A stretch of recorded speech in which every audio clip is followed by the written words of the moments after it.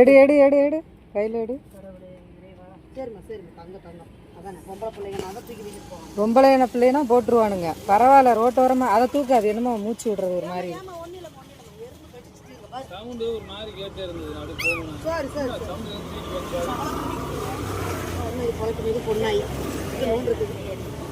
சரி சரி சரி. எந்த பாவத்தை எங்க கொண்டே கொட்டுவானுங்கன்னு தெரியலையா? தாயோட இருந்து பால் குடிச்சுட்டு கூட எங்கேயோ பொழைச்சுக்கோ வண்டி ரெடி போடுங்க. தாயை விட்டு கொண்டு வந்து விட்டு ரொம்ப கொடுமையா இல்ல. இந்த பாவத்துல எங்க கொண்டே தலைமுறைக்கே சாப்பிடலாம். இந்த தலைமுறைக்கே சாப்பிடுங்க. நேற்று அங்கதான் அந்த கேபிஎன் காலனி கிட்ட அந்த மயானத்து கடை வீட்டுக்கு 3 குட்டி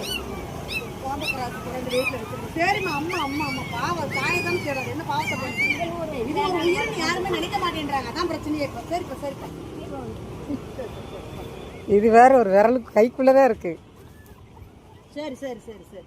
ஒன்னில வாங்க வாங்க வாங்க. ஒன்றும் பேசுடி, ஏதாச்சும் பேசுடி. இந்த கோபிநாத்தெல்லாம் வாய்க்கிலேயே பேசினாரு விஜய் டிவியில. பேசுடி ஏதாச்சும். இதுக்கெல்லாம் என்ன பதில் சொல்றாங்க? குட்டி போட்ட குட்டிகளை பாரு, 1 மாசம் கூட ஆகல. இதை தாயை பிரிச்சு கொண்டாந்து போட்டிகளை என்ன பிரயோஜனம் இருக்குது? எதுக்கு இந்த மாதிரி கேடுகட்ட வேலையை அந்த மக்கள் செய்யறாங்கன்னே தெரியல. சட்டத்திட்டங்களா கடுமையா இருந்து இது போல நடக்குமா? இப்படி இந்த மாதிரி கொண்டாந்து பொது வழியில கொண்டாந்து போட்டிருக்கானுங்க. இது கொஞ்சம் கூட இவர்தான் இன்ஃபார்ம் பண்ணிருக்காரு.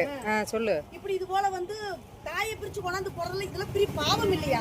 இந்த மாதிரி ஒரு சட்டத்திட்டங்கள் கடுமையா இருந்தா ஏன் இந்த மாதிரி குற்றங்கள்லாம் நடக்குது? கையாளாகாத அரசு இதெல்லாம் வேடிக்கை பார்த்து தான் நிக்கிறே ஒழிய ஒரு சட்டத்திட்டங்களை கடுமைப்படுத்தல. விலங்குகளுக்கு எதிரான சட்டத்திட்டங்கள் கடுமையா இருந்து ஏன் இந்த மாதிரி நடக்குது? கோபிநாத் பேசுறாரு இல்லையா? நானால இதெல்லாம் வெக்கக்கேடு வெளியே சொன்னோம்னா மது ஒழிப்பை பத்தி பேசுவாரா?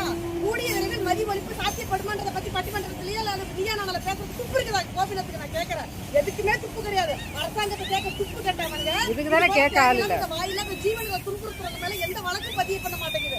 அடிச்சு கொள்றானுங்க. நாய் துரத்துதுன்றாங்களே. இந்த குட்டியில கூட நீங்க பிரிச்சு போட்டீங்களா? தாய்னா எவ்வளவு வேகப்படும். வேதனையில குட்டியை தூக்குற ஆத்திரத்துல துரத்து கடிக்கத்தான் செய்வோம். அப்ப கடிக்காம என்ன பண்ணுங்க? மனித பதர்கள் பண்ற காரியத்தாலதான் இந்த வாயிலாத ஜீவன்கள் நாய்கள் மனுஷால துரத்தி கடிக்குது. கடிக்காம என்ன பண்ணும்? இது காவத். இன்னும் பால்படி மாறல. இப்பதான் கண்ணு திறந்துருக்குது. இதை கொண்டாந்து நீங்க வீசி பறவை தாய்ப்பாலுக்கு என்ன பண்ணும்? இது எப்படி நாங்க சர்வே பண்றது சொல்லுங்க? இது எப்படி வளர்த்து எடுக்கிறது? ரொம்ப கொடுமையா இருக்குது. இதை பண்றவங்க கண்டிப்பா தலைமுறை சாபத்துக்குள்ளாகுது. இந்த நேரத்துல தெரிவிச்சுக்கிறேன். கண்டிப்பா சாபத்துக்கு ஆளாவீங்க எல்லாருமே.